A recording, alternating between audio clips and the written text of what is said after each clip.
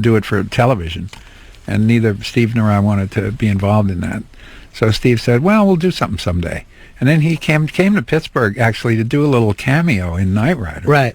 And he said, the drunk guy. Yeah, and he said, I have an idea for a movie. You know, he knew that I grew up on EC comic books, and so did he. Mm-hmm. And he said, let's do something that's, you know, sort of an homage to those old comic books. And he wrote Creepshow. I mean, he wrote it in a matter of 3 weeks. He's just a machine. He's a machine, yeah, when he gets going. And that's how we started, and we're working on a project together right now. And he just seems like yourself, like a laid-back guy who's never really comfortable in that corporate. No, he lives in Maine. Yeah.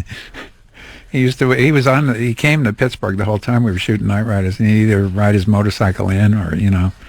And, he's a blue suede guy. Man, he plays in a rock band with these other authors. You know? Yeah, I remember when he had his own radio station up there so he could just listen to the songs he wanted to. And it was like metal and, you know, none of the stuff that would ever get played. No, I guess when you have that kind of bread, right? Yeah, right. Although instead of, well, are you kidding me? I mean, he's a baseball fan, so what did he do? He bought a piece of the Sox. Right. You know? Well, I remember with, a story like with Howard Hughes where he was the one who came up with the idea of movies being on all night because he was an insomniac. So he just bought the local television station in Vegas and just said keep running the movies all night long. Up to that point, movies used to stop at 1 o'clock in the morning or something. Here's Mike. Mike, how you doing, buddy? Hey, buddy. Yeah. Hey, Mike, how are you? Hey, George. It's an honor and a pleasure to talk to you, man. It's incredible. I love your movies. I got all 4 Dead movies. I was just wondering, what did you think of the remake of Dawn of the Dead? You know, it was better than I expected it was going to be, but I think in the end it sort of lost its reason for being, and I really don't know. I don't like fast zombies, man. you like really slow zombies. Yeah. How about the Shaun of the Dead? Were you involved with that, or is it just like an homage? Not at all. Yeah, it was an homage. And those guys actually, they sent me a print before they had U.S. distribution. And they said, we want to see if you're going to, step on us, or if you like this at all. And I just loved it. I thought it was hysterical, just too. Just hysterical. Really great. And very loving to the genre, I thought it was really terrific. So I still see those guys whenever we're in the same city. They're great guys. They came in, both Simon and Edgar, the director, are zombies in Land of the Dead. They came in to... Is that right? Yeah. There's something about that British sense of humor, too, that I think they're whipping our ass right now. We've really got to catch up with them. Here's Troy. Hey, good morning. How you guys doing today? Good. Hey, it's a pleasure. I just want to say it's a pleasure to talk to George. Thank you, enjoy your films very much. I own all of them. No matter how much these dead movies come out, I just go back to yours every time. So, like I said, the slow zombies are a lot better than the fast zombies. The fast zombies are just too damn scary.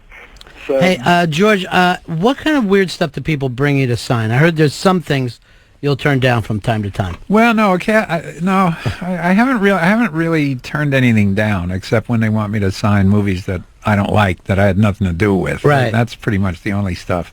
I have a slight hesitation when people want me to sign various body parts, but for tattooing. Oh yeah. I don't know, man. Stuck that way forever. You really want my name on your wrist forever? I mean, I don't get it, but I haven't really said no.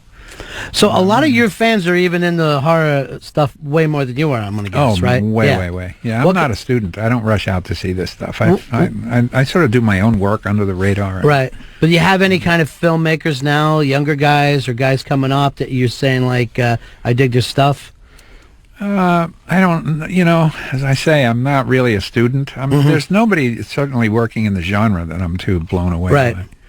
I mean, I think Peter Jackson is a great filmmaker, and I'd like to see him go back to horror, because his roots are there.